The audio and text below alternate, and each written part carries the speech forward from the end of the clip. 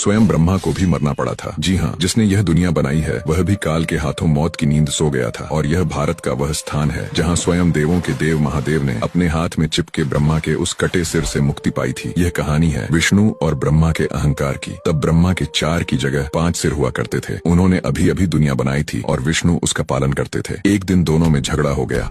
मैं महान हूँ। नहीं, मैं तुमसे ज्यादा महान हूँ।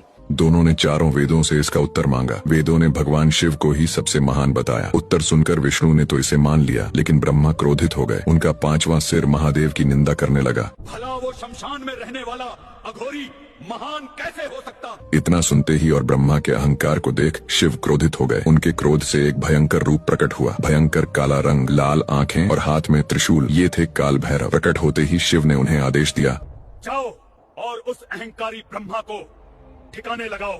भैरव ने ब्रह्मा के उस 5वें सिर को धड़ से अलग कर दिया जिसने शिव की निंदा की थी। सिर कटते ही ब्रह्मा का अहंकार टूट गया। उन्होंने भगवान शिव तथा काल भैरव से क्षमा मांगी। ब्रह्मा जी को तो माफ कर दिया, लेकिन वह ब्राह्मण थे और एक ब्राह्मण का सिर काटने की वजह से काल भैरव को ब्रह्म हत्या का पाप लग गया। ब्रह्मा का वह कटा सिर उनके हाथ से चिपक गया। इस भयानक पाप से मुक्ति के लिए वे दर दर भटकने लगे। हाथ में ब्रह्मा का कटा सिर लिए वे भिक्षा मांगकर गुजारा करते थे। कई युग बीत गए, लेकिन वह कपाल उनके हाथ से नहीं छूटा। भटकते हुए वे एक दिन काशी आ पहुंचे। जैसे ही उन्होंने इस जगह पर पैर रखा, ब्रह्मा का सिर उनके हाथ से छूट गया। अब वे पाप से मुक्त हो चुके थे। शिव प्रकट हुए और काल भैरव को काशी का कोतवाल नियुक्त किया गया। उन्हें यह भी वरदान मिला कि जो भी काशी में प्राण त्यागेगा उसके कर्मों का हिसाब भैरव ही करेंगे, जिसे भैरव यातना कहा जाता है। इस घटना को हुए कई युग बीत गए, लेकिन आज भी काशी की रक्षा स्वयं काल भैरव करते हैं। जो भी बाबा के भक्त हैं, कमेंट में उनके नाम का जयकारा जरूर लगाएं।